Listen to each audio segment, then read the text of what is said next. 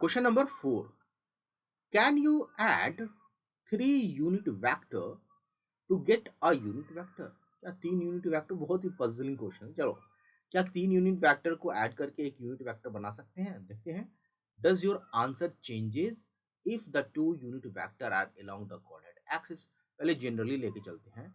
सो अगर हम बात करें यूनिट वेक्टर का, सो सपोज कि एक वेक्टर हम लोग ले लेते हैं, suppose vector A. So we can write here vector A as a unit vector. तो कुछ भी ले सकते हैं। चलिए सिंपल सा लेते हैं। इसको ले लेते हैं 3i प्लस 4j डिवाइड में 3/5 कर लेते हैं और 4/5 कर लेते हैं। ओके, कोई दिक्कत है? क्योंकि ये यूनिट वेक्टर है। क्यों? क्योंकि मॉड ऑफ ए हमने अपने हिसाब से लिया है। So this is equal to 1।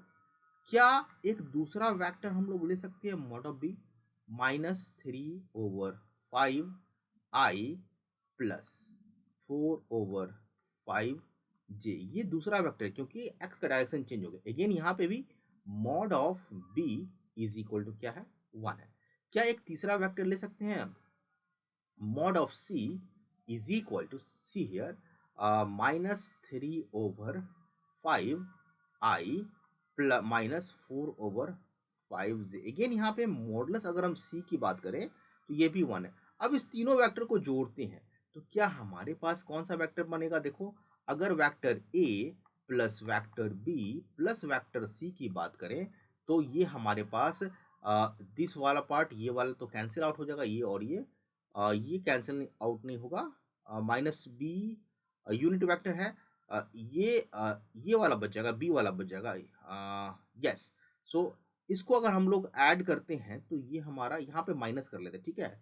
Plus minus कर लेते हैं और ये हम लोग प्लस कर लेते हैं। ओके, कोई फर्क नहीं पड़ेगा। So we have 3/5i -4/5j। क्योंकि ये तो कैंसिल आउट हुई हो जाएगा तो ये यूनिट वेक्टर बना। तो कहने का मतलब है अगर इस तीनों वेक्टर के सम का मॉडुलस निकालेंगे तो ये भी हमारा क्या होगा? That is modulus of 3/5i -4/5j।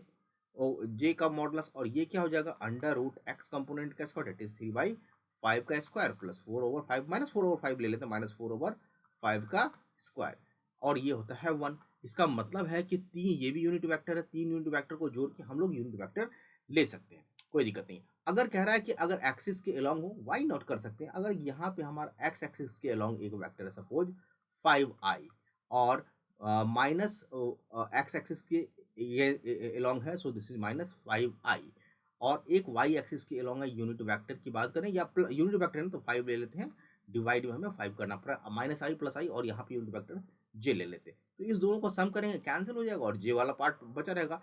तो suppose this is a, again this is b, so vector a और b क्या हो जाएगा? दोनों कैंसिल हो जाएगा, और ये जो वेक्टर c है ये j का j रह जाएगा। तो हमारा आंसर चेंज नहीं होगा। So we can add 3 unit vector to get a unit vector. Answer change नहीं होगा अगर हम 2 यूनिट वेक्टर को अलोंग द कोऑर्डिनेट एक्सिस लें तो। आई होप क्लियर हो गया होगा। Have a nice day. जय हिंद।